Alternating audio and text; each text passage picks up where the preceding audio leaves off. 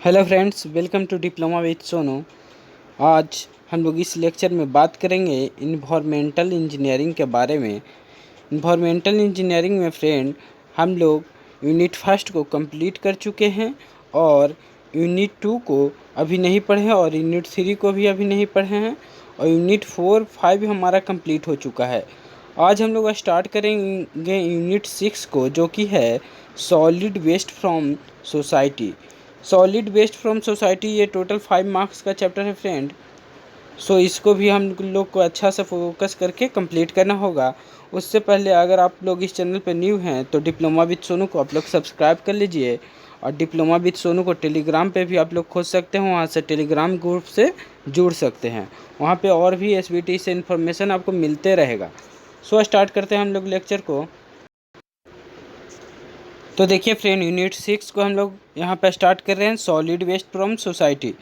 Diploma with Sonu के द्वारा ये लेक्चर स्टार्ट किया जा रहा है। सबसे आगे जो है सॉलिड वेस्ट क्या होता है जो हम लोग समझते हैं। तो देखिए सॉलिड वेस्ट क्या होता है। Solid waste are the organic and inorganic waste materials such as product packaging, grass clipping, furniture, clothing, bottles, kitchen refuse, paper, appliances, paint cans, batteries etc।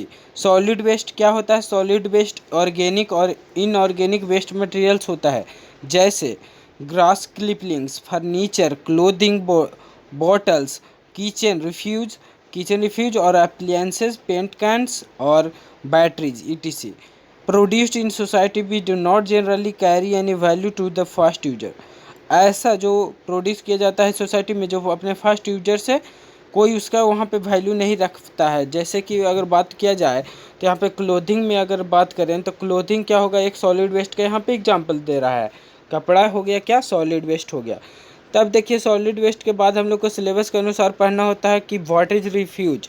तो रिफ्यूज क्या होता है जो हम लोग समझते हैं, all non hazardous solid waste from a community that requires collection and transport to processing or disposal site is called refuge और municipal solid waste MSW। देखिए जितना भी नॉन हजार्डस सॉलिड वेस्ट होते हैं जो हमारे कम्युनिटी से प्रोड्यूस होते हैं और जिसका हम लोग रिक्वायर उसका जो कलेक्शन करके ट्रांसपोर्टिंग करके हम लोग डिस्पोजल साइट तक पहुंचाते हैं, उसी को हम लोग बोलते हैं refuse. Refuse includes garbage and rubbish. Garbage and rubbish को भी रिफ्यूज क्या करता है, इंक्लूड करता है। रिफ्यूज बोलने का मतलब उसमें गार्बेज भी आएगा और रबिश भी आएगा। रिफ्यूज के आगे देखा जाए तो refuse is all the solid and semi solid waste matters of community except night soil human waste. It can be broadly divided into two types, organic and inorganic matter. Refuse क्या होता है, refuse solid और semi solid waste matters होता है जिसको Kosi community के द्वारा produce होता है और उसमें एक्सेप्शन केस होता है नाइट सॉइल। नाइट सॉइल मतलब ह्यूमन वेस्ट फ्रेंड, ठीक है, ह्यूमन वेस्ट समझिए नाइट सॉइल का मतलब।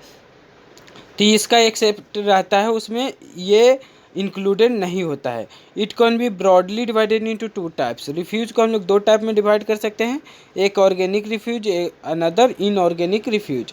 अब आगे देखते हैं हम लोग फ्रेंड रबिश क्या होता है जो समझते हैं। देखिए कि रबिश क्या होता है।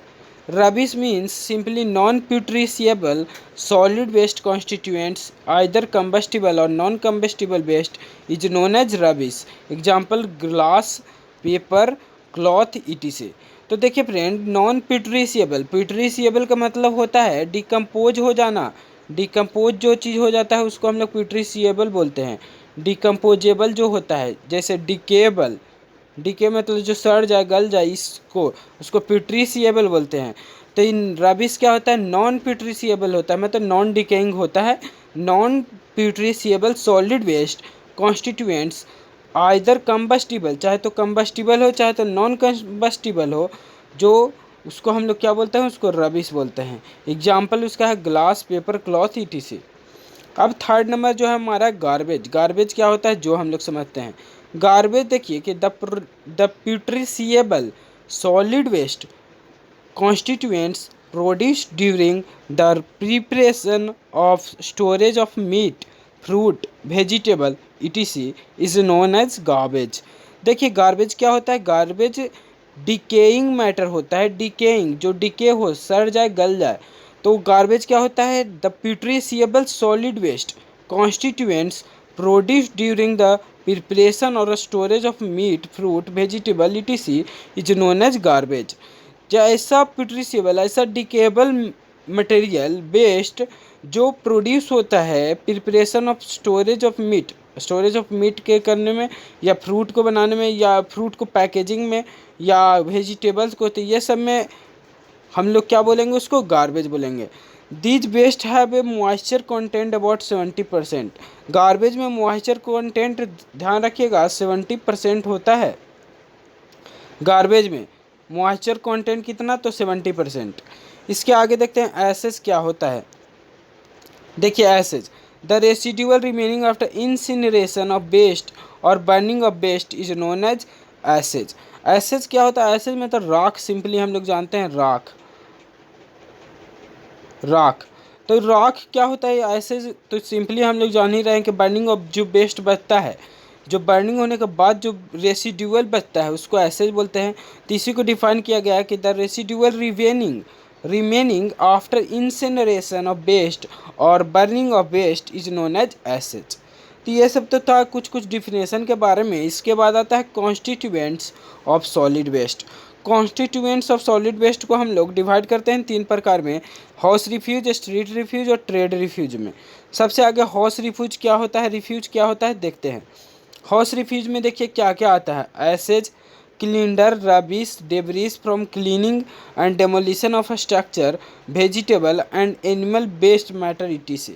हाउस रिफ्यूज क्या होता है? जो ऐसा रिफ्यूज जो हाउस से प्रोड्यूस होता है, जैसे ashes, cinder, rubbish, debris from cleaning, जो क्लीनिंग के बाद जो डेब्रिस बचता है वो, डेमोलिशन ऑफ स्ट्रक्चर, जो स्ट्रक्चर का अगर तोड़ फोड़ हो रहा है तो उससे, तो ये सब हाउस रिफ्यूज में आता है। स्ट्रीट रिफ्यूज क्या होता है जो समझते हैं। स्ट्रीट स्वीपिंग जब वहाँ पे स्ट्रीट स्वीपिंग होता है, मतलब जब वो झाड़ू बहारू होता है वहाँ पे, तो dirty materials dropped from vehicles, dirty materials जो ड्रॉप्ड होते हैं व्हीकल्स के द्वारा, free lips, empty box, match boxes, fruit peels, empty packet etc.. मैं स्ट्रीट रिफ्यूज मतलब सिंपली समझिए ऐसा रिफ्यूज जो स्ट्रीट पे रहे। ठीक है फ्रेंड, तो स्ट्रीट पे रहेगा उसी को हम लोग क्या बोला जा रहा है? उसको स्ट्रीट रिफ्यूज के नाम से जाना जा रहा है। इसके बाद देखते हैं ट्रेड रिफ्यूज। ट्रेड रिफ्यूज क्या होता है जो हम लोग समझते हैं। देखिए trade refuse, solid waste from factories, business centres, slaughter houses etc. देखिए ट्रेड रिफ्यूज क्या होता है? सॉलिड वेस्ट जो प्रोड्यूस होता है बिजनेस हाउसेस से, बिजनेस सेंटर से, स्लॉटर हाउसेस से। The characterisation of solid waste in India is vastly different from the other country.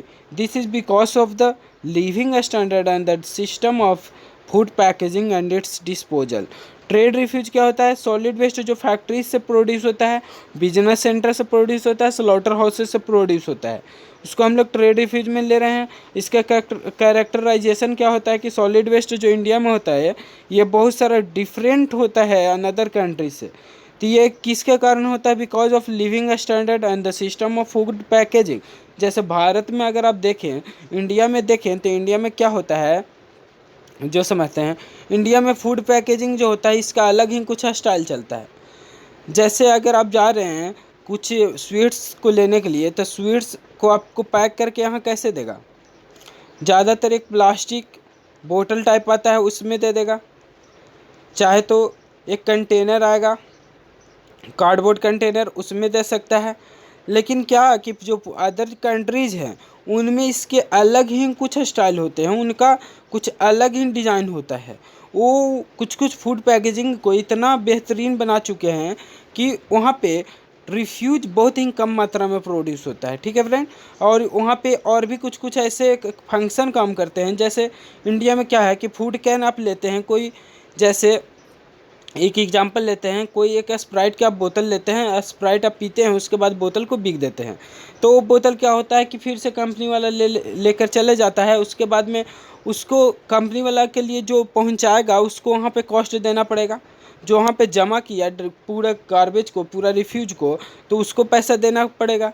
तो लेकिन विदेशों में क्या होता है, फॉरेन कंट्री में क्या होते हैं कि जब आप बोतल ले रहे हैं, जब शुरू में ही आप जब स्प्राइट का बोतल लिए, तो शुरू में ही जब आप स्प्राइट का बोतल लीजिएगा तो उसी में आपको कॉस्ट इंक्लूड कर दिया गया, 1.5 ऐसे करके बोतल का कॉस्ट। अब जब भी आप पानी, जब इसका स्प्राइट आप पी लिए, ड्रिंक कर लिए, तो उसके बाद आपके आसपास में वहाँ पे एक सेंटर होता है, जो सेंटर पे आप इस बोतल को ले जा कर दीजिएगा तो आपको 1.5 सेंट्स या डॉलर में आपको जितना वहाँ पे इंक्लूडेड होगा उतना आपको पैसा दे देंगे। जिससे क्या होता है कि यहाँ पे जो इतना डिस्टेंस रिलेशनशिप होते हैं गार्बेज प्रोडक्शन और उसको गार्बेज को कंपोज करने के लिए, तो ये सब के लिए कॉस्ट क्या हो जाता है, बच जाता है कंट्री का। तो यही सब फंक्शन है जो जो कि विदेशों से हम लोग को डिफरेंट है, हम लोग अभी तक उतना फंक्शन यहाँ तक नहीं ला सके हैं। सो और भी हम लोग आगे देखते हैं कि जैसे ट्रेड रिफ्यूज में है, और भी हम लोग देखते हैं कि ट्रेड रिफ्यूज में कैसे कैसे किसका किसका परसेंटेज दिया गया है। तो देखिए सबसे आगे आगे अगर बात किया जाए तो यहाँ पे हम लोग कैटेगरी में डिवाइड किया गया है, उस कैटेगरी को समझते हैं। देखिए category of waste, biodegradable, recyclable, debris और ग्रीन वेस्ट, ये 4 प्रकार में वेस्ट को डिवाइड किया गया। और ये वेस्ट कैसे कैसे परसेंटेज में होता है जो समझते हैं। स्मॉल टन वेस्ट जो कि 5 to 20 ton a day produce करता है, तो उसमें 65 to 70%, ध्यान दीजिएगा 65 to 70% बायोडिग्रेडेबल वेस्ट होते हैं।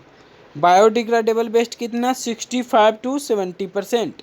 और लार्ज सिटी जो होंगे, जैसे जो 100 to 6000 tons a day produce करते होंगे, वो 45 to 50% प्रोड्यूस करेंगे बायोडिग्रेडेबल में। अब इसके बाद देखिए रिसाइक्लेबल, रिसाइक्लेबल में हम लोग समझते हैं रिसाइक्लेबल जो फिर से रिसाइकिल कर सकते हैं, तो वो होगा स्मॉल टाउन में 15 to 8%। 15 टू कितना परसेंट फ्रेंड, 8%। उसके बाद में लार्ज सिटी में 20 to 15%। ठीक है, तो ये हो गया लार्ज कंट्री में। इसके बाद आया डेब्रिस, डेब्रिस देखिए कि 15 to 10% होते हैं स्मॉल टाउन में, और 25 to 20% होते हैं हम लोग का लार्ज टाउन में। इसके बाद आता है ग्रीन वेस्ट, तो ग्रीन वेस्ट जो होगा स्मॉल टाउन में 5 to 12%, और जो लार्ज सिटीज में होंगे वो 8 to 15%। तो ये सब कुछ कुछ टेबल दिया गया था कि कितना कितना परसेंटेज होता है किस किस कैटेगरी का वेस्ट का। अब इसके बाद देखिए friends sources of solid waste, sources of solid waste को अगर डिवाइड किया जाए तो कुछ कुछ डिवाइडेड यहाँ दिया गया है, हम लोग समझते हैं।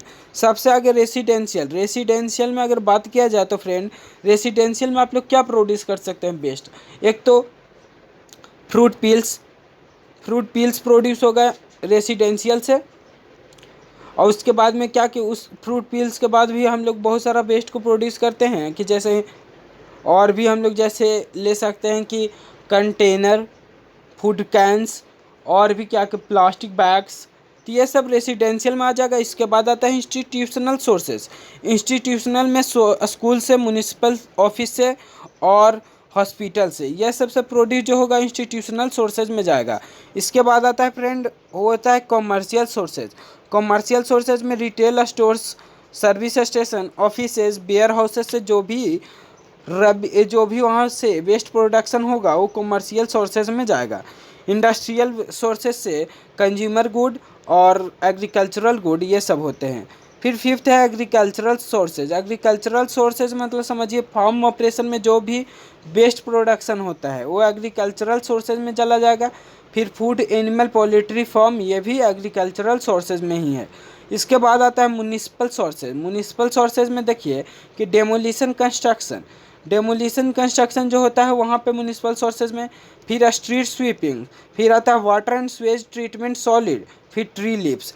तो ये सब कुछ कुछ पॉइंट हो गए हैं कि कहाँ कहाँ से सोर्सेज ऑफ वेस्ट कैसे कैसे है।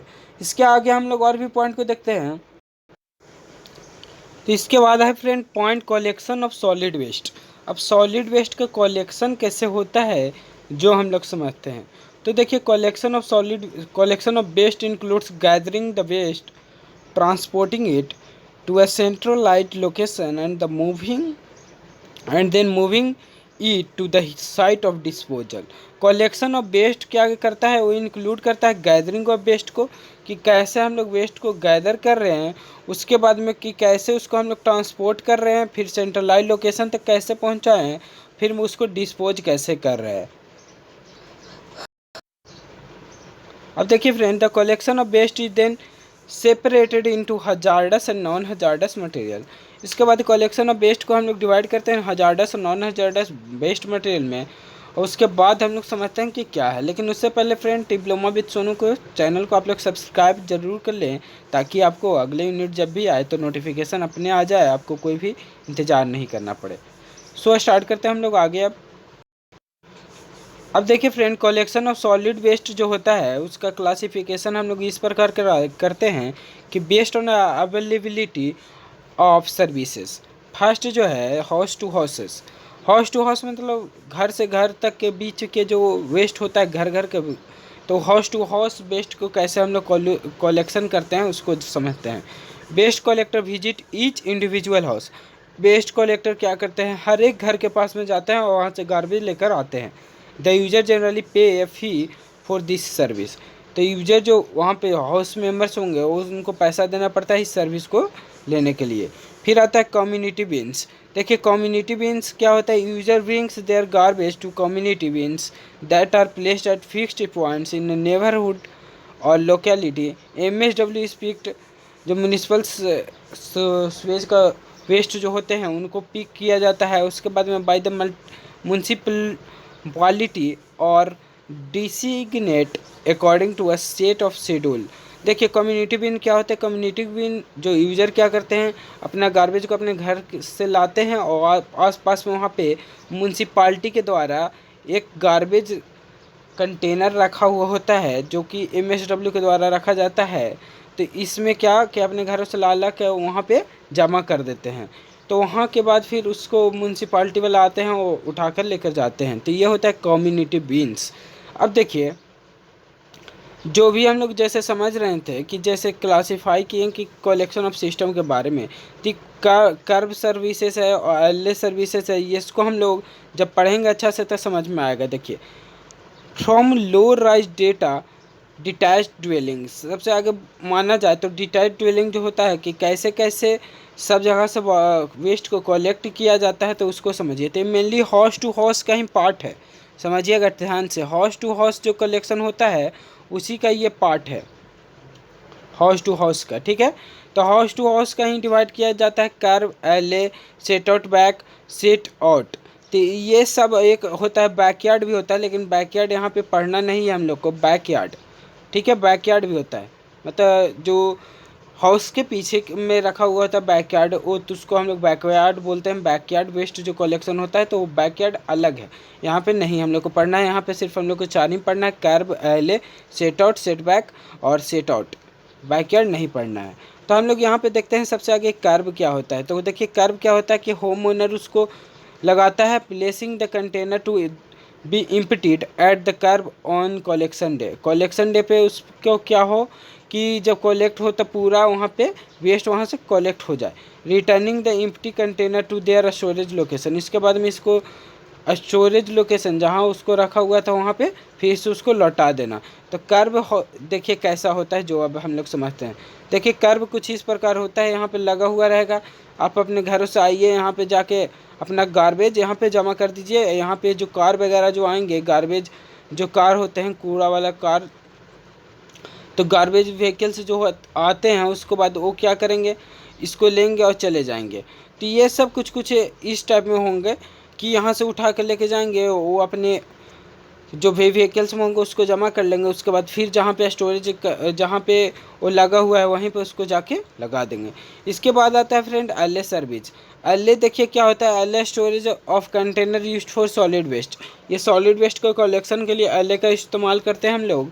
तो LA देखिए किस प्रकार होता है, LA जो होगा वो हाउसेस के बोथ साइड्स में लगाया जाता है। इस प्रकार में जो है सब यहाँ पे LA है, देखिए LA है, देखिए यहाँ पे सब ये जो रखा गया है ये LA सिस्टम है। तो LA क्या होगा, वेस्ट सॉलिड वेस्ट को कलेक्ट करने के लिए होता है। फिर आता है सेट आउट बैक और सेट बैक, ये हम लोग समझते हैं। देखिए सेट आउट और सेट बैक क्या होता है।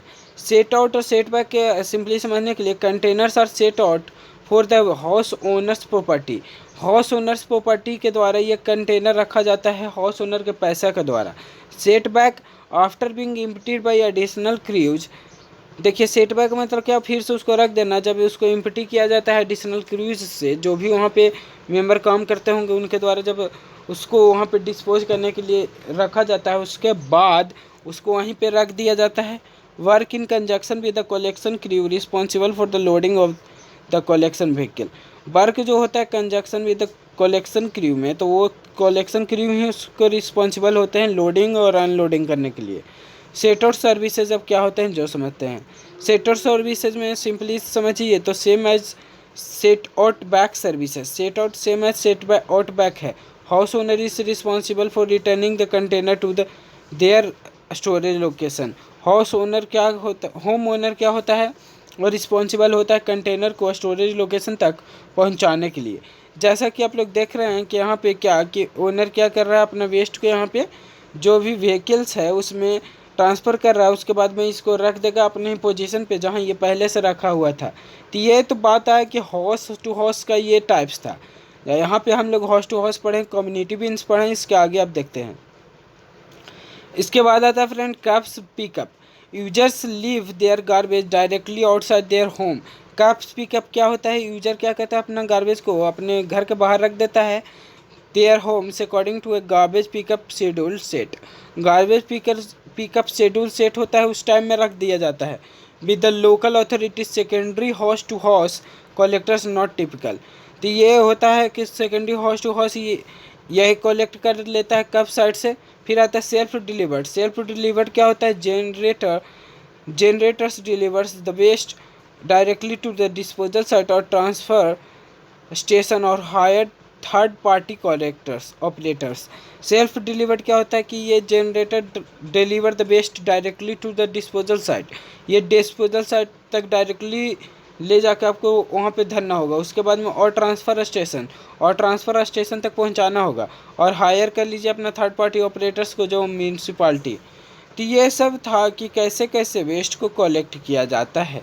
इसके आगे हम लोग और भी सिलेबस में देखेंगे कि क्या।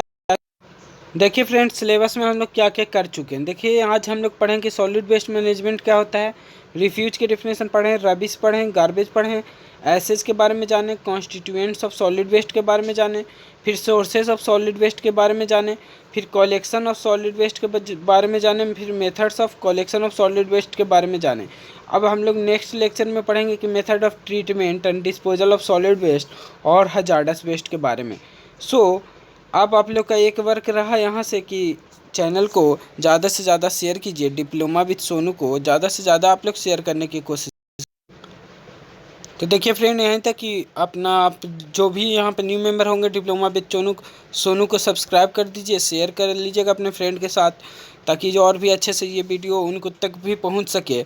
और थैंक्स ऑल फ्रेंड जो भी है हमारे यहाँ पे सब्सक्राइबर हैं, जो भी हम लोग को सपोर्ट करते हैं, और लाइकर डिसलाइकर सभी को थैंक्स। और कोई भी क्वेश्चन हो फ्रेंड, डिस्क्रिप्शन बॉक्स में आप वहाँ पे डाल सकते हैं क्वेश्चन को, वहाँ पे आपको जवाब मिल जाएगा। Thank you all.